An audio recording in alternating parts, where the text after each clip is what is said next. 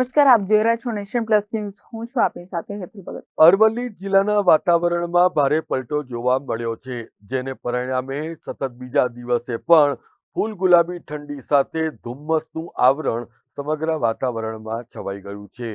વાતાવરણમાં પલટો આવવાને લીધે ખેતીવાડી ઉપર પણ એની વ્યાપક અસર દેખાય એવી ભીતિ ખેડૂતોને સર્જાઈ રહી છે. ઘઉં, ચણા અને બટાકાના પાક માટે આ પ્રકારનું વાતાવરણ એ નુકસાનકારક હોવાનું પણ ખેડૂતો જણાવી રહ્યા છે. અને અરવલ્લી જિલ્લામાં વાદળછાયા વાતાવરણને પરિણામે માવઠાની પણ શક્યતા વર્તાઈ રહી છે.